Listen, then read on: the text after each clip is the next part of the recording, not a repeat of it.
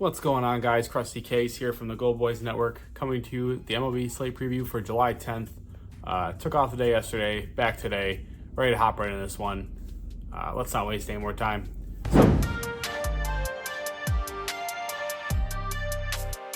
So the first one, Kansas City Royals taking on the Cardinals. Alec Marsh versus Andre Palante. This is they got postponed yesterday, so we're playing doubleheader today. This is game one of the doubleheader, and for me in this one, I really like the Royals team total. I think Palante struggles here. He's a righty. You get a Royals team against righties. While they have cooled off a bit, I do like their bats in this spot. Palante's a guy who allows a lot of contact, and this Royals team, high contact team, we all know that. I think they can do some damage, put some bat to ball, and get some runs here in this early game.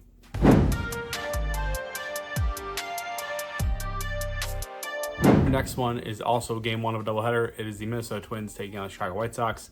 Bailey Ober versus Eric Fetty. I'm hard on the under here. I like the under 8.5. Ober's a guy who I'm not a big fan of, but I think he navigates this White Sox lineup pretty well. This team is not good. If you've been watching this team, then you know they are not good. Twins bullpen is pretty good, so beyond Ober, I think they get it done. Eric Fetty has arguably been, one of the best stars on the White Sox, probably right there with Crochet, 1A, 1B type deal. He's just pitching really well, so I like him to keep this Twins team in check, especially in game one of this doubleheader. I think it's likely a boring one. I think we likely see like a 3-0 kind of final score, likely the Twins if I had to pick a side, but just to go with the under 8.5 here for this first game.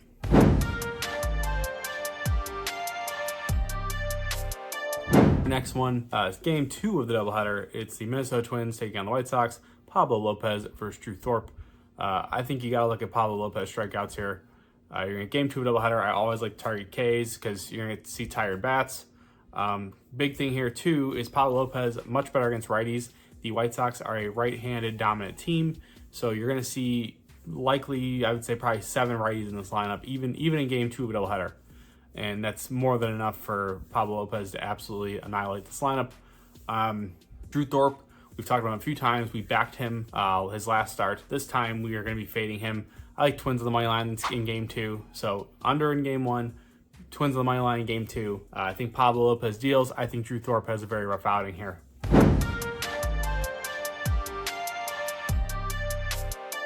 Our next one, the Chicago Cubs taking on the Baltimore Orioles. This is Shota Imanaga versus Corbin Burns. You got to give me Corbin Burns and the Orioles here. Minus 165 on the money line. Felt a little short. I mean, maybe that's a Shota respect, but the way this Orioles team is crushing lefties, especially at home, I'm all over them here. I think they absolutely give Shota a rough time. We've seen him struggle in a couple spots where he gets these teams to hit lefties well. And I mean, this obviously fits that bill. You get the Orioles, C plus like 135 against lefties over the last 30 days. And Corbin Burns, it's Corbin Burns. He's been better at home. Gets a Cubs team that's not really hitting righties right now. Took advantage of a lot of weak contact against Kramer in the game today. I don't anticipate that being the same situation here in this one here with Corbin Burns. So give me the Orioles on the money line.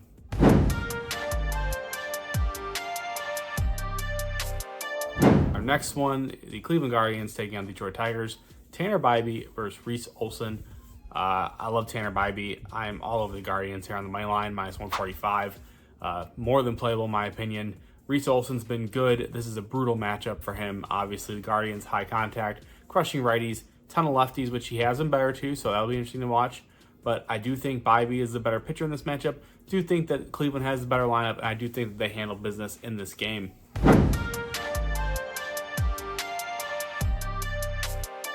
Our next one, the Seattle Mariners taking on the Padres. Bryce Miller versus Michael King. I'm going to be on the Mariners here on the money line. I'm not a big Bryce Miller guy. I think he has good stuff. I just think he's a little raw still a little young. But Michael King is a guy who, you've watched him pitch. He's really excelled in the easy matchups. Kind of struggled in the harder matchups, tougher matchups. This matchup with Seattle is obviously interesting because I think he's going to rack up Ks. Let's be honest. Seattle's is the highest strikeout team in baseball. We're not going to sugarcoat that. But they have some guys who could do some damage. They've been relatively decent at not expanding the zone. They just don't make a lot of contact in the zone. So King's biggest issue has always been command.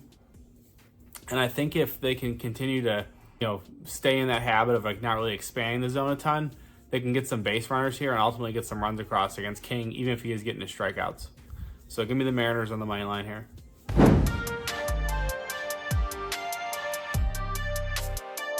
Our next one, the Yankees take on the Rays.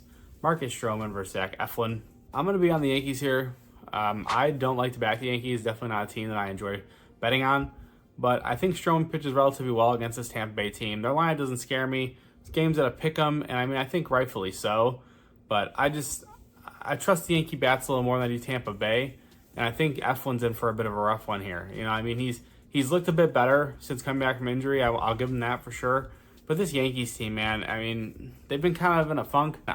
I'm waiting to see what happens with Soto here. I don't know if anybody saw, but he struck out against Pepiot, and it was a really awkward-looking swing, so I'm curious to see if he's going to be day-to-day or if he's perfectly fine.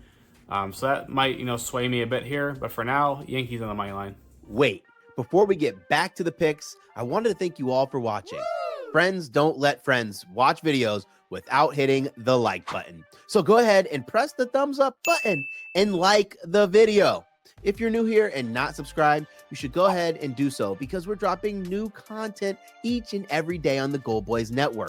We strive to cover every sport and give out picks and analysis and valuable information for free on the Gold Boys Network. So make sure you're subscribed and hit the bell so you can get notified when we drop something new.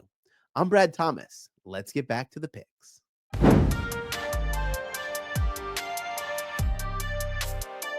Our next one, the Los Angeles Dodgers taking on the Phillies. This is Gavin Stone versus Christopher Sanchez. For me here, I'm not a big Christopher Sanchez guy. Gavin Stone worries me a bit against this healthy Phillies lineup, but I'm going to go to the Dodgers here. I like the Dodgers. It's more of just a fade of Christopher Sanchez. It really is. Gavin Stone, if you look at the metrics and you talk to pretty much anybody, he's like the #1 regression candidate every start that he makes, and he continues to just defy all the metrics. So some guys just do that. Look at Bryce Elder last year. Every metric said he should be terrible, and he was one of the best pitchers in baseball. So maybe Gavin Stone is just one of those guys who's the exception to the rule this year. Either way, I'm on the Dodgers here. Dodgers on the money line. I think they get this one done. I think they get to Sanchez a bit.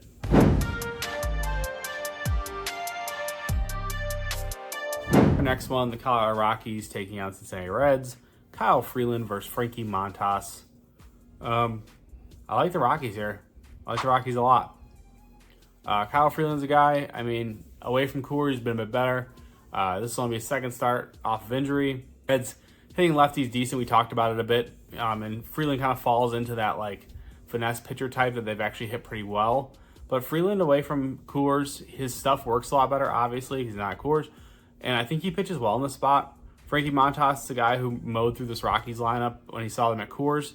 And I mean, I think to an extent he does the same thing again. I wouldn't be surprised if this game goes under. But I like the value on the Rockies here. I just don't think that the Reds and Frankie Montas are deserving of a -175 money line. So give me the Rockies on the money line here.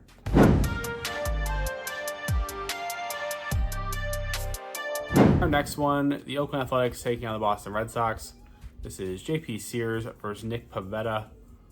For me here, I'm not a big Pivetta guy. We've talked about this a few times. He always seems to not respect my coin when I decide to back them.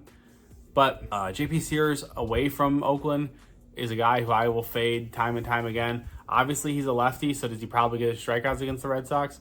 Yes. We've talked about this before. The Red Sox against pretty much any lefty just put on blindfolds and go up to the plate and swing like they're swinging a pinata or something, man. This team is hilarious to watch against left-handed pitching. So, I mean, I'm terrified of this game, truthfully, but I'm going to go with the under 9.5. I don't trust Boston to put up runs against JP Sears. I think he pitches, well. Likely goes 6 innings in my opinion. And Pivetta, I mean, it's just an Oakland team that he can attack and be aggressive against. And we've seen his stuff when he's able to do that. We saw it against the Marlins. We saw it against the Tigers. When he's able to just kind of attack the zone and not really have to fear a lineup, I mean, he mows through them. So I really think this one is low scoring. Total's at 9.5, which, I mean, it felt a bit high, which typically makes me lean to the over. But I just think it almost feels kind of baitish to me. So I'm going to go with the under 9.5. I really do think this thing ends up being pretty low scoring here.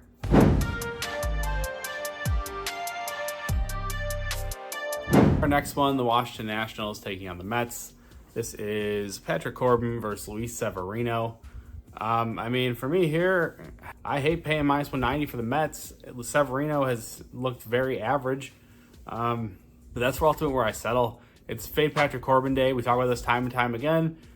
Mets are crushing lefties over the last 30 days. I think Corbin's in for a rough outing. Sevy is due for a bounce back. I hope he has it here. Elite ground ball guy, needs to, work quick against this Nationals team, which he should be able to do. They don't see a lot of pitches, so that should favor him in, getting a lot of ground balls and getting a lot of weak contact. So give me the Sevy bounce back. Give me the Mets on the money line. They get this one.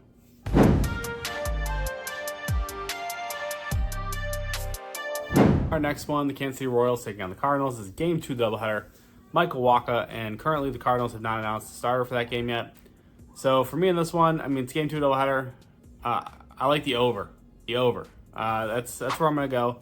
I think typically in the Game 2 doubleheader, we see this. I don't know what it is about Game 2 of a doubleheader, but the run is just pouring.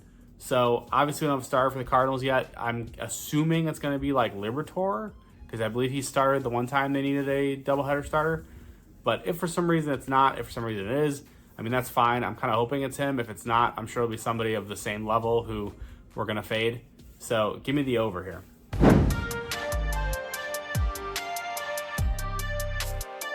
Our next one, the Miami Marlins taking on the Houston Astros. This is Brian Hoeing versus Framber Valdez. Houston a whopping -250 on the money line.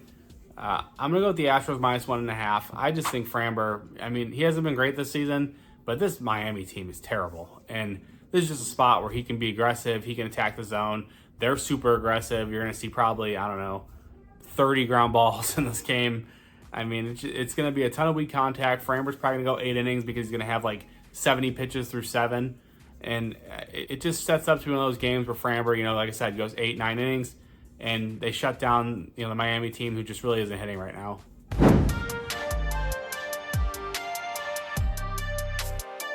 Our next one, the Pittsburgh Pirates taking on the Milwaukee Brewers. Martin Perez versus Tobias Myers. I like the Pirates +1.5. So Tobias Myers at a -160 is hilarious to me. No shot am I playing that. Give me the Pirates +1.5. Martin Perez, obviously not a guy who's been great this season.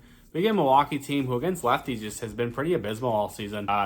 Been a bit worse on the road. They are obviously a touch better at home, but nothing to really be concerned with. Still bottom 10 against left-handed pitching this season. Tobias Myers is a guy who we all know can give it up. He's been much better against righties, struggles versus lefties. This Pirates team pretty lefty heavy. Obviously, O'Neill Cruz, Ryan Tellez, Brian Roberts, Lewinsky. They have a ton of guys who can do damage. I think the Pirates keep this one close, potentially win this one against Milwaukee at home.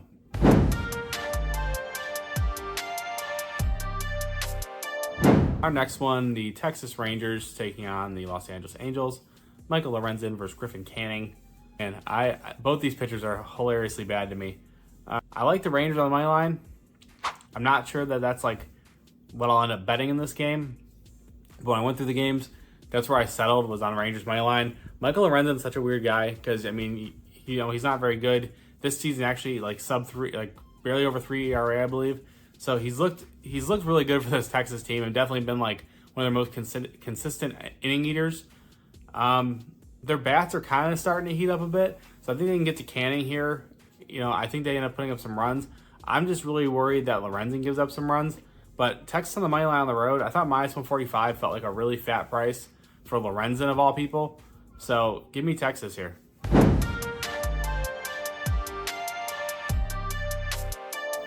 Our next one, the Atlanta Braves taking on the Arizona Diamondbacks. Charlie Morton versus Slade Cecconi. I like the over here. I think that's the best look here.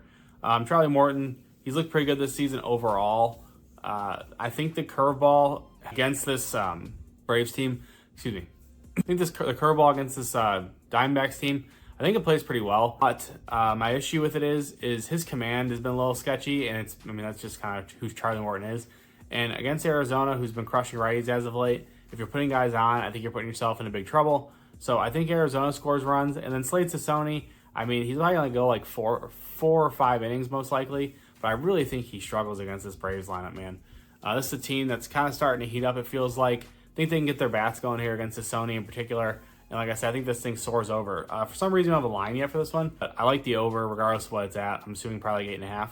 Hey guys, I just want to give a quick reminder that new users can bet $5 at FanDuel on any of the bets in this video and win $150 in bonus bets if the bet wins.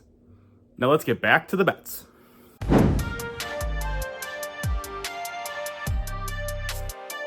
The last one on the slate is the Toronto Blue Jays taking on the Giants. It's Chris Bassett versus Logan Webb.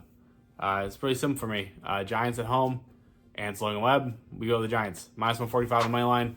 I like Logan Webb to get it done. Obviously, one of the best ground ball pitchers in all baseball. Going to face a Toronto team who, at times, can have some really ugly at-bats, a lot of weak contact in general. Now you're going to face a guy who literally lives on weak contact. I think that ultimately, Webb spins a gem here. I think Bassett pitches relatively well. I really do. His total is 7.5, and I think it's for a reason. But I think the Giants get this win here, like a 2-1 final score type.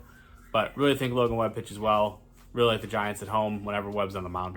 That does conclude our slate, though. If you guys do me a favor, drop a like, drop a comment. Let me know what you guys are playing.